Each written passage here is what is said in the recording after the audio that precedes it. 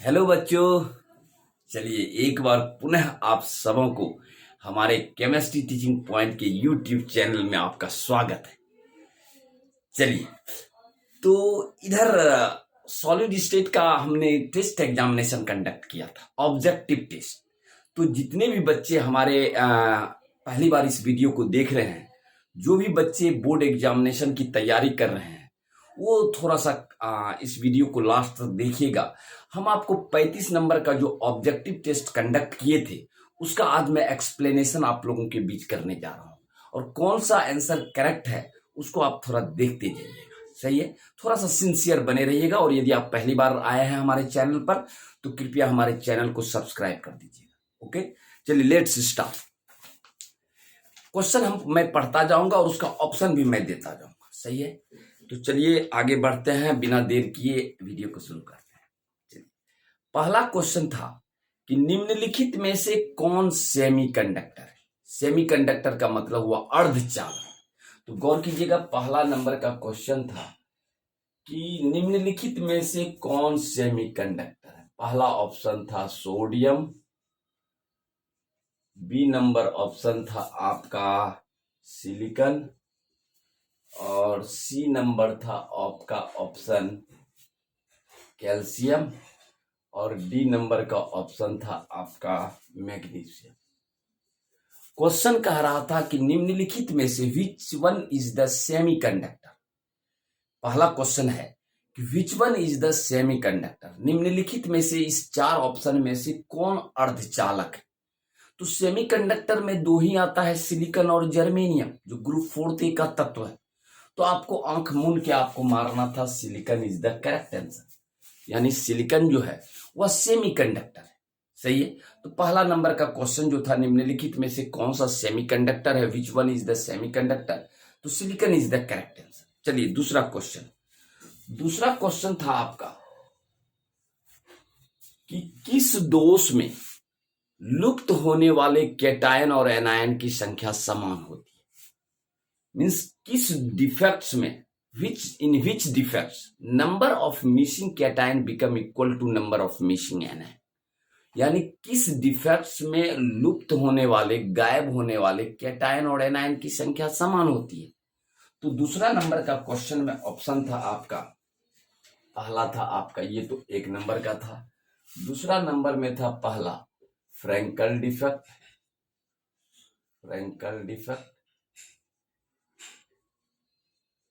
B number का option था आपका, बी नंबर का था वैकेंसी डिफेक्ट,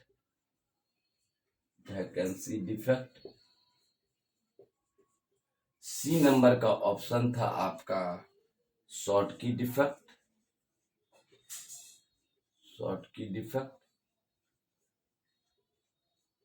डी नंबर का था आपका इंटरस्टिशियल डिफेक्ट।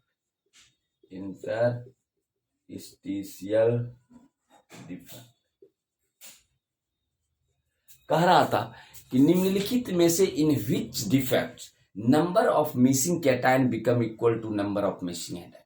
किस डिफेक्ट्स में लुप्त होने वाले कैटायन और एनायन की संख्या समान होती है। तो मैंने आपको बतलाया है शॉर्ट की डिफेक्ट्स में number of missing cation become equal to number of missing anion. लुप्त होने वाले कैटायन एनायन की संख्या समान होती है, इसका मतलब शॉर्ट की defect is the correct answer. Short की डिफेक्ट जो है वो आपका सही आंसर है। 3 नंबर का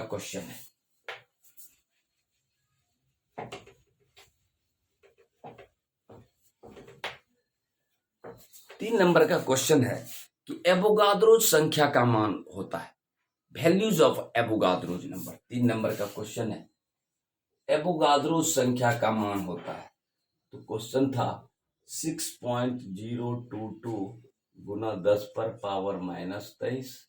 बी नंबर है था आपका 6.022 गुना 10 पर पावर 29। सही है। सी नंबर का था आपका 6.022 गुना 10 पर पावर 23, और डी नंबर का था 6.022 गुना 10 टू द पावर 35।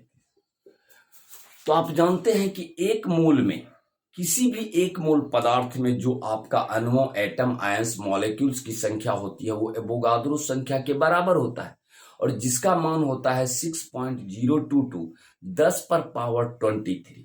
तो आप देखिए माइनस नहीं होगा, ये तो होगा ही नहीं, ये होगा नहीं, ये होगा नहीं, सी इज द करेक्ट आंसर।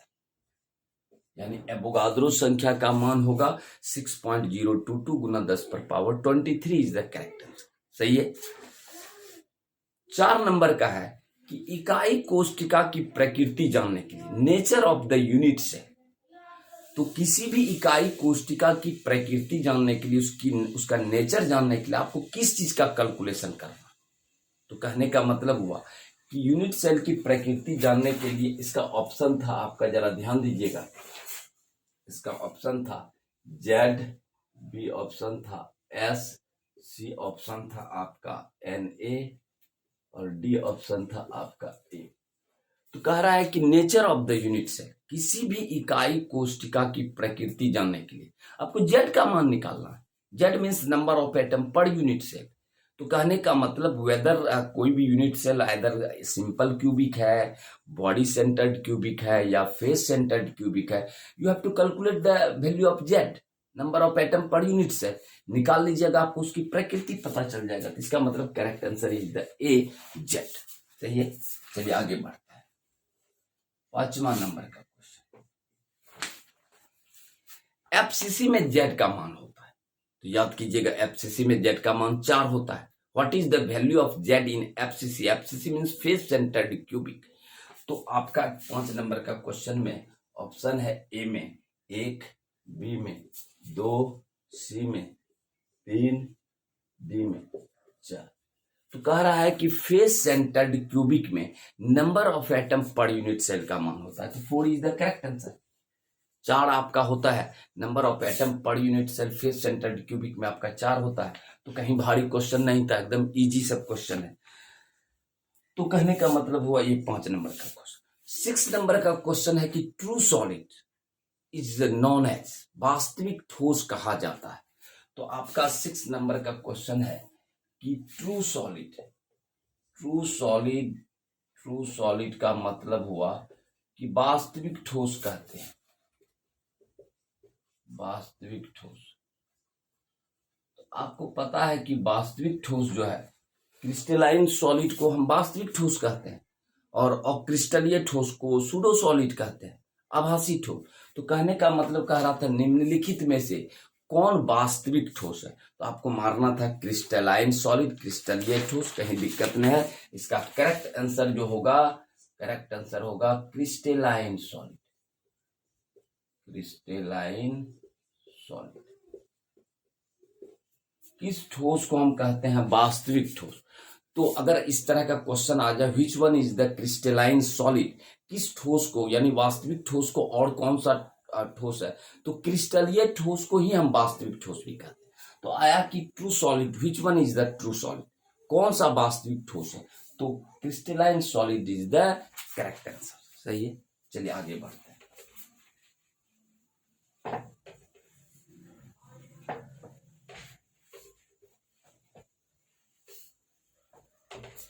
चलिए क्वेश्चन नंबर 7 है। 7 नंबर का क्वेश्चन है, जरा ध्यान दीजिएगा। 7 नंबर का क्वेश्चन है कि the solid which acts as conductor and insulator is known as, वे ठोस जो कंडक्टर, चालक तथा कुचालक दोनों की तरह व्यवहार करता उसे कहा जाता है। तो उसे अर्धचालक कहते हैं, कहीं दिक्कत नहीं है। क्वेश्चन है कि वे ठोस जो चालक तथा कुचालक, कंडक्टर तथा इंसुलेटर दोनों की तरह व्यवहार करता है उसे क्या कहा जाता है, तो उसे सेमी कंडक्टर कहता है। तो 7 नंबर का करेक्ट आंसर हो जाएगा semi conductor, semi conductor.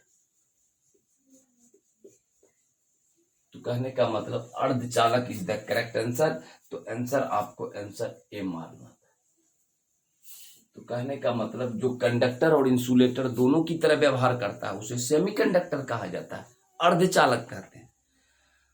8 number का है कि चालकता का रेंज दिया हुआ था। तो चालकता का रेंज दिया हुआ था 10⁻⁻20 ओम इनवर्स मीटर इनवर्स से 10⁻⁻10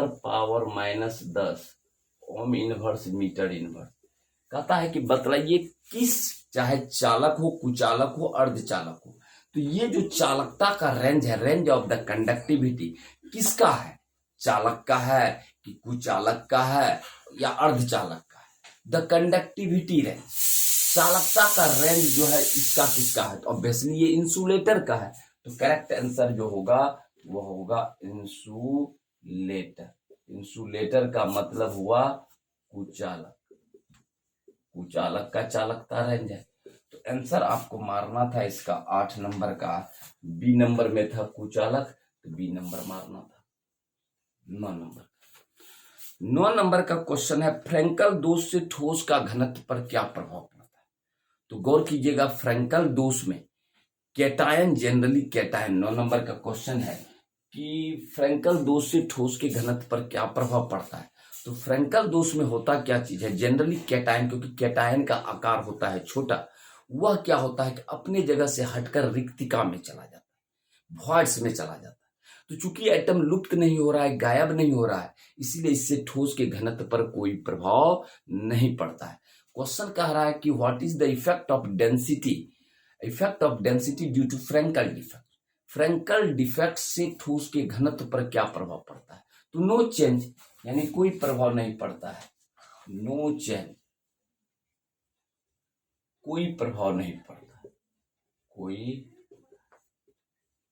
प्रभाव नहीं पड़ता, कोई प्रभाव नहीं पड़ता है।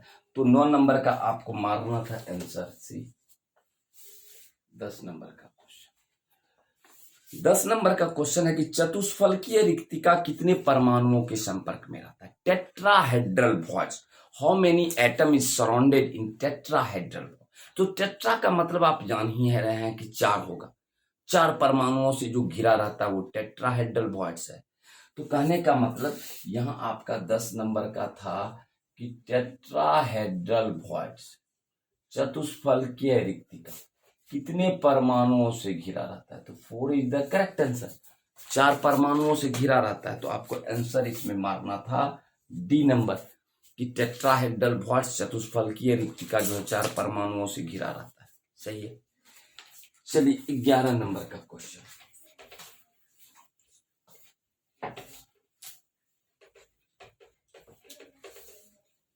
चलिए 11 नंबर का क्वेश्चन, ये 2022 का क्वेश्चन पूछा हुआ क्वेश्चन है, जरा देखिए, बहुत इंपॉर्टेंट। नेटवर्क सॉलिड कहा जाता है। 11 नंबर का question, network solid, network solid जो है वह नेटवर्क सॉलिड कहा जाता है। तो याद कीजिएगा, डायमंड और ग्रेफाइट आपको हम लिखाए हैं कि कोवेलेंट सॉलिड, तो कोवेलेंट सॉलिड को ही हम नेटवर्क सॉलिड कहते हैं। तो हम लिखे थे कि network solid is called, network solid कहा जाता है।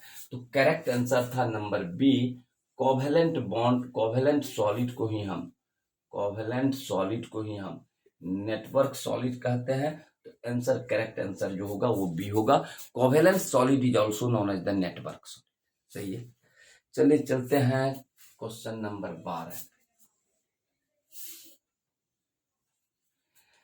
12 नंबर कह रहा है, how many space vacant in face centred cubic. Face centred cubic में कितना जगह रिक्त रहता है? तो गौर कीजिएगा, जब आप कहते हैं एफसीसी में 74% जो है वह आपका भरा हुआ है, क्योंकि एफसीसी का संकुलन क्षमता, पैकिंग एफिशिएंसी 74%, तो कह रहा है कि कितना स्थान रिक्त रहता है। तो रिक्त का मतलब हुआ कि हमको 100 में 74 को घटा देना है। तो करेक्ट आंसर होगा 26% इज द करेक्ट आंसर। कितना जगह खाली रहता है, क्वेश्चन को समझा कीजिए। तो आंसर आपको मारना था C number, C is the correct answer. कहीं दिक्कत? चलिए 13 नंबर का क्वेश्चन, 13 नंबर का क्वेश्चन है, घनत्व का सूत्र होता है। ये तो हम कितना बार आपको बतलाए हैं कि डेंसिटी, किसी भी ठोस का डेंसिटी का सूत्र है, डेंसिटी का सूत्र है जेड बटा ए क्यूब इंटू एन ए। ये आपका डेंसिटी का सूत्र है। तो करेक्ट आंसर जो होगा वो आपका डी होगा, जेड बटा ए क्यूब इंटू एन।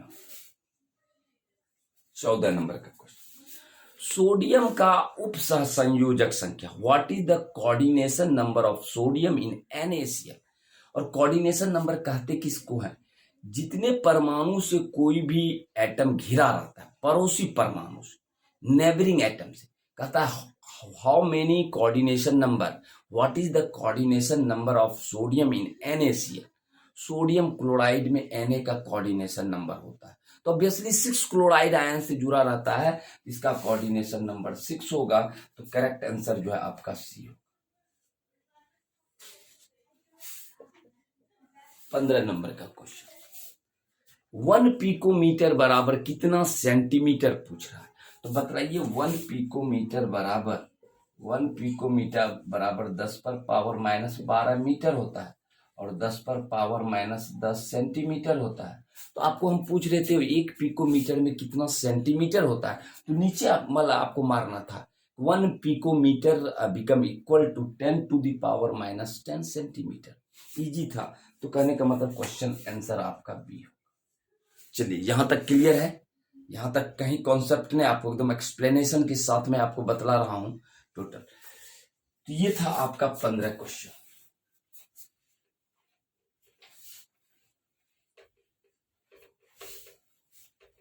चलिए 16वां क्वेश्चन, क्रिस्टल सिस्टम की संख्या होती है, हाउ मेनी क्रिस्टल सिस्टम। तो 7 क्रिस्टल सिस्टम है, 7 क्रिस्टल ये तंत्र है, तो 7 is the correct answer. 7 crystal system है, तो आंसर आपको मारना था बी, 17 नंबर। तो 7 क्रिस्टल सिस्टम है। कह रहा है कि क्रिस्टल में संभावित स्पेस लेटिस या क्रिस्टल ब्रेविस जालक की संख्या होती है। ब्रेविस जालक मतलब पॉसिबल वेरिएशन जितना भी है 7 क्रिस्टल सिस्टम में, पॉसिबल वेरिएशन की संख्या 14 is the correct answer. Answer आपको मारना था आंसर डी, 18। वे ठोस जो चुंबकीय क्षेत्र में प्रबल रूप से आकर्षित होता है, strongly attracted in magnetic field, means those solid substance which are strongly attracted in magnetic field, that is known as the ferromagnetic, लौह चुंबकीय पदार्थ। तो इसका 18 नंबर का क्वेश्चन था, आंसर होगा that is the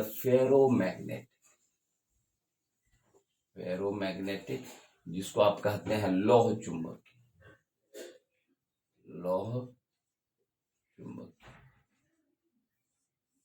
तो इसका आंसर आपको मारना था सी, 19 नंबर। बीसीसी का पैकिंग इफिशिएंसी होता है, हम आपको बतलाए हैं, याद कीजिएगा। बीसीसी का packing efficiency, how many packing efficiency, what is the packing efficiency of BCC body centred cubic, 68% होता है। तो कहने का मतलब हुआ कि बीसीसी का जो आपका पैकिंग इफिशिएंसी है दैट इज द 68%।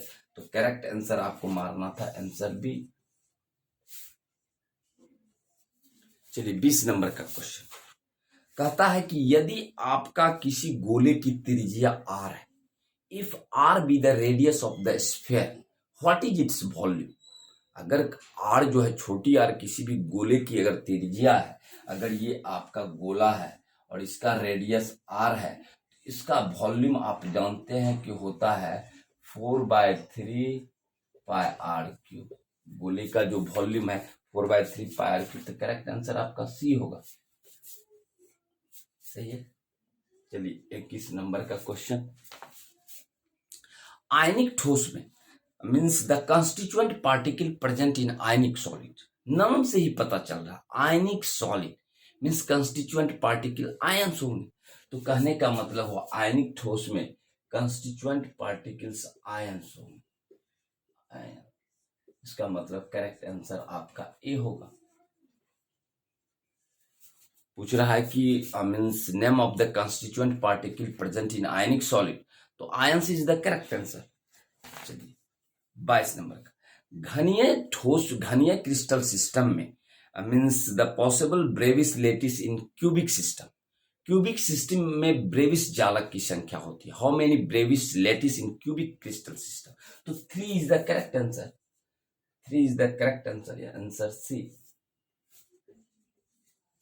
ये कहता है कि if A be the edge length of the cube, if A is the edge length of the cube what is its volume. अगर एक घन के किनारे की लंबाई है तो उसका आयतन होगा लंबाई गुना चौड़ाई गुना ऊंचाई, ए गुना ए, इसका मतलब A cube is the correct answer. तो आपको मारना था answer C 24 number.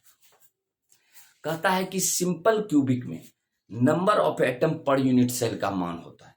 Simple cubic में number of atom per unit cell Z का मान होता है। तो सिंपल क्यूबिक में जेड का मान 1 होता है। सिंपल क्यूबिक में आप पढ़े हैं Z equal to 1, number of atom per unit cell का मान 1।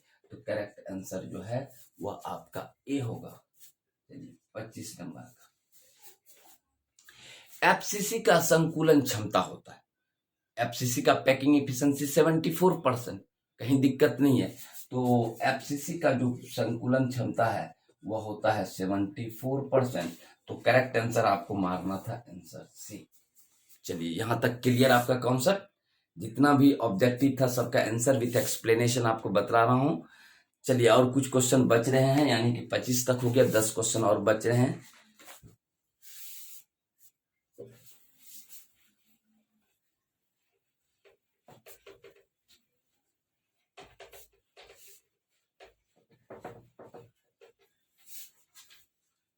चलिए चलते हैं, एफसीसी का हो गया। 26 नंबर का, 26 नंबर का क्वेश्चन है कि what is the reason of paramagnetic. अनुचुंबकीय का मुख्य कारण क्या है। क्यों कोई पदार्थ अनुचुंबकीय प्रदर्शित करता है। क्वेश्चन है कि अनुचुंबकीय का मुख्य कारण होता है। What is the reason of paramagnetic. तो आप कहिएगा due to presence of unpaired electron. Unpaired का मतलब हुआ बेजोड़ा इलेक्ट्रॉन। अनपेयर्ड इलेक्ट्रॉन का मतलब ही हुआ अयुग्मित इलेक्ट्रॉन। अयुग्मित इलेक्ट्रॉन, अयुग्मित इलेक्ट्रॉन्स के कारण ही कोई पारामैग्नेटिक प्रदर्शित करता है। पारामैग्नेटिक, कोई भी पदार्थ अगर पारामैग्नेटिक प्रदर्शित करता है, इसका एक ही रीजन है, due to presence of unpaired electron. Clear. चलिए ये तो था क्वेश्चन नंबर आपका 26। 27 नंबर में कहा निम्नलिखित में से विच one is the anisotropic in nature. निम्नलिखित में से किसकी प्रकृति एनिसोट्रॉपिक। एनिसोट्रॉपिक, एनिसोट्रॉपिक का मतलब हुआ विषम देशिक। तो गौर कीजिएगा, क्वेश्चन कह रहा है कि विच one is the anisotropic in nature. और एनिसोट्रॉपिक प्रॉपर्टीज होता है क्रिस्टेलाइन सॉलिड का। तो ये जो है प्रॉपर्टीज होता है क्रिस्टेलाइन सॉलिड का। क्रिस्टेलाइन सॉलिड का एनिसोट्रॉपिक प्रॉपर्टीज होता है। सही है। अब इसमें ऑप्शन देखिए दिया है glass, plastic, rubber, NaCl।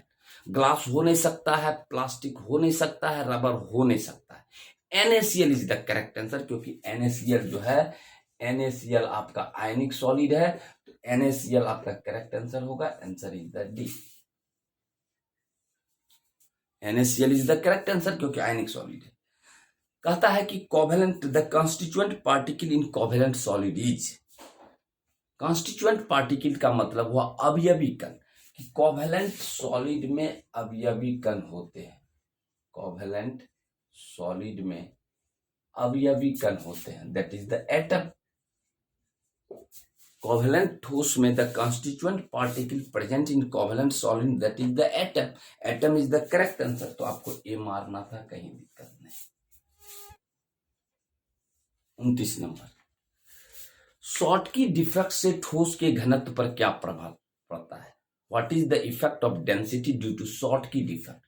Schottky defect से ठोस के घनत्व पर क्या प्रभाव पड़ता है। तो आपको पता होना चाहिए, हम आपको इसके पहले भी बतलाए कि शॉटकी डिफेक्ट्स में number of missing cation become equal to number of missing anion. लुप्त होने वाले कैटायन और एनायन की संख्या समान होती है। तो जब एटम लुप्त होगा या गायब होगा तो उसका द्रव्यमान घटेगा, और द्रव्यमान घटेगा तो उस ठोस का घनत्व भी घटेगा। यानी कि शॉटकी डिफेक्ट से SCHOTTKY, शॉटकी डिफेक्ट से ठोस का घनत्व डिक्रीज करेगा। डेंसिटी जो है, डेंसिटी डेंसिटी डिक्रीज करेगा। डिक्रीज का मतलब होता है घटना, डिक्रीज करेगा, डिक्रीज मतलब घटना, इंक्रीज मतलब बढ़ना। तो कहने का मतलब करेक्ट आंसर जो होगा बी होगा, आपका करेक्ट आंसर डिक्रीज करता है। सही है। क्वेश्चन नंबर 30, सरल घनीय में सिंपल क्यूबिक में what is the position of atom in simple cubic. Atom का पोजीशन सिंपल क्यूबिक में कहां कहां होता है? तो 8 कॉर्नर पर होता है, क्योंकि किसी भी घन का 8 कॉर्नर। तो कहने का मतलब यहां आपको सिंपल क्यूबिक में एटम सिर्फ कॉर्नर पे रहता है।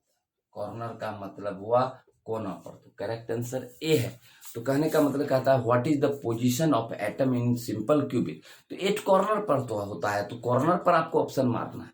चलिए यहां तक हो गया, अब हम आगे बढ़ते हैं।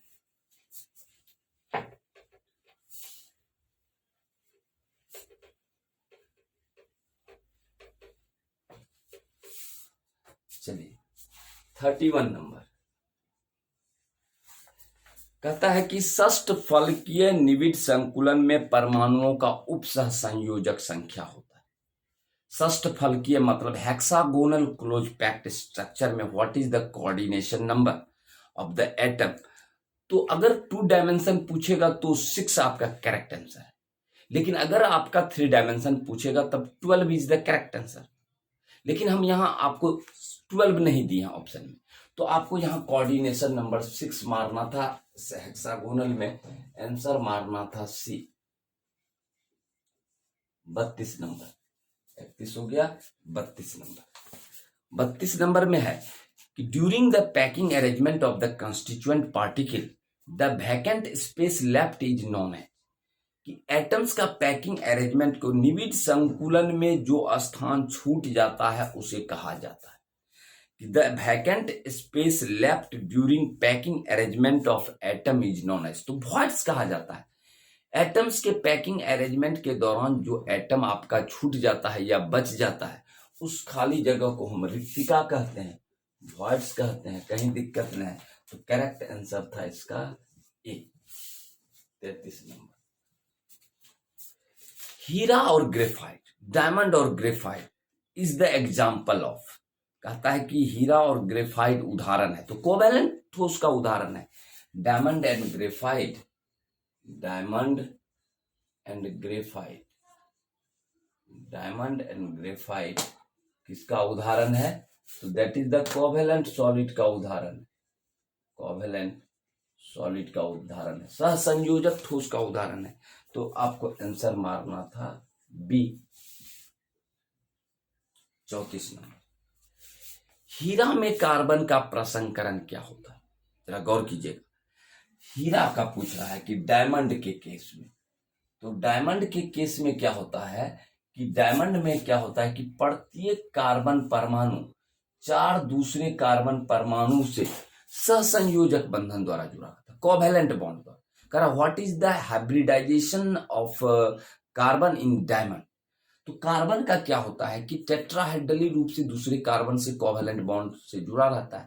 तो इसमें आपको अगर देखा जाए तो सिग्मा बॉन्ड की संख्या 4 है। 1 sigma bond, 2 sigma bond, 3 sigma bond, 4 sigma bond. इसीलिए इस कार्बन का जो हाइब्रिडाइजेशन होगा वो आपका sp3 होगा।